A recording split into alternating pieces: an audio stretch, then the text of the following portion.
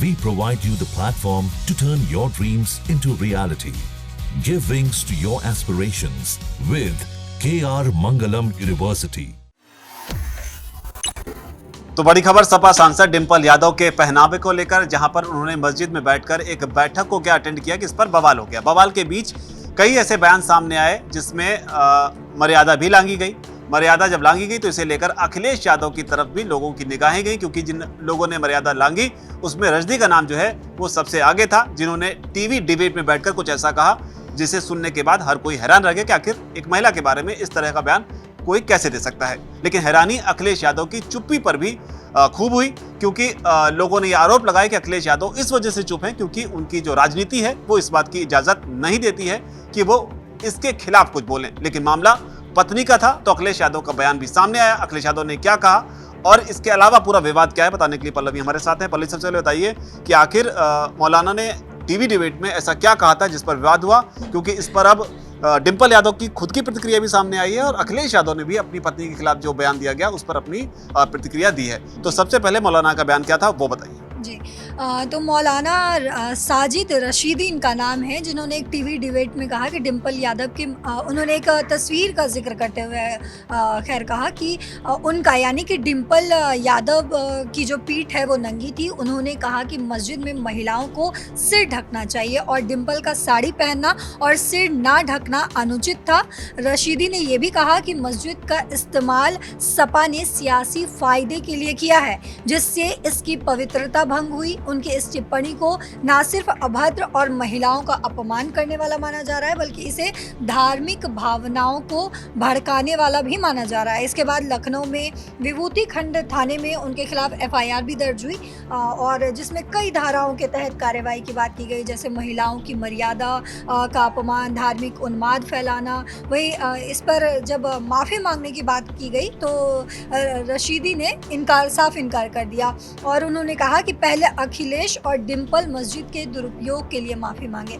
लेकिन आपको बता दूं कि बाद में उन्होंने इस पर सफाई दी। जब विवाद बहुत ज़्यादा बढ़ गया, जी, विवाद जब बहुत ज़्यादा बढ़ गया तो इस पर उन्होंने सफाई दी और कहा कि इस्लामिक मान्यताओं के हिसाब से ये गलत था और उन्हें यानी कि डिंपल यादव को इकरा हसन से सीखना चाहिए कि एक मुस्लिम औरत कैसे बैठती है, कैसे मस्जिद में आती हैं। तो उनका ये पूरा बयान था। तो इस मामले पर डिंपल की क्या प्रतिक्रिया आई, क्योंकि डिंपल यादव का रिएक्शन भी यहाँ पर अहम हो जाता है और राजनीतिक लिहाज से अगर देखें तो कई सारे इक्वेशंस जो हैं इसमें प्ले कर रहे थे। तो डिंपल यादव ने किस तरीके से रिएक्ट किया, फिर बताइएगा अखिलेश ने क्या कहा। जी, तो डिंपल यादव दरअसल आपको मैं बताऊं सर, तो डिंपल यादव का जो बयान है वो कहीं ना कहीं भटकता हुआ नजर आया। तो क्या उन्होंने कहा है वो भी मैं बता ही देती हूँ। डिंपल ने इस विवाद पर सधे हुए अंदाज में जवाब दिया। उन्होंने कहा जो हो रहा है अच्छा हो रहा है, FIR दर्ज होना ठीक है, लेकिन साथ ही उन्होंने बीजेपी पर निशाना साधना शुरू कर दिया। तो लोग इस पर जो है प्रतिक्रिया दे रहे हैं कि डिंपल यादव जो है वो भटक रही हैं अपने, मतलब उनको जिस तरीके से बोलना चाहिए, जिस तरीके से रिएक्ट करना चाहिए, उन्होंने वैसा रिएक्ट ही नहीं किया है। तो उन्होंने बीजेपी पर निशाना साधते हुए पूछा कि मणिपुर में महिलाओं के खिलाफ हुई हिंसा पर बीजेपी ने इतना हंगामा क्यों नहीं किया।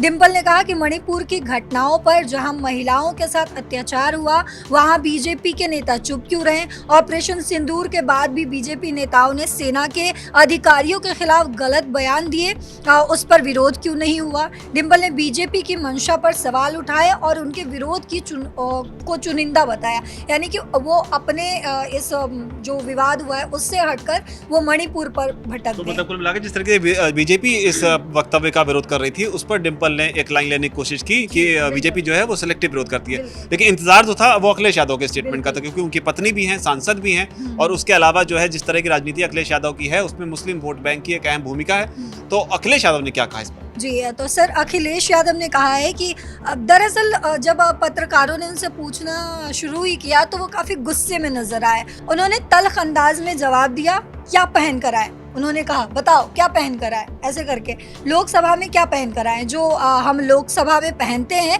वही हमारी हर जगह ड्रेस होगी।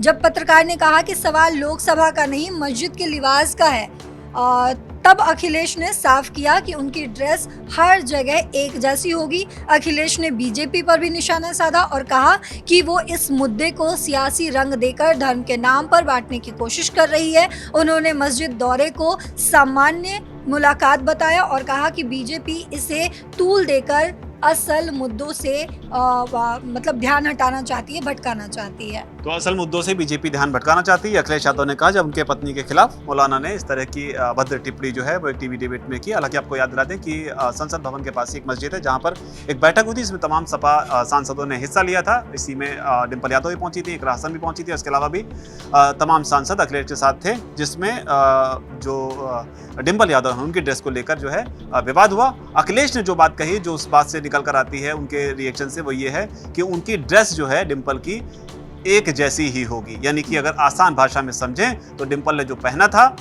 मस्जिद के अंदर वो बिल्कुल ठीक था। आप इसे किस तरीके से देखते हैं? आपकी जो भी राय है कमेंट सेक्शन में जरूर लिखें। धन्यवाद।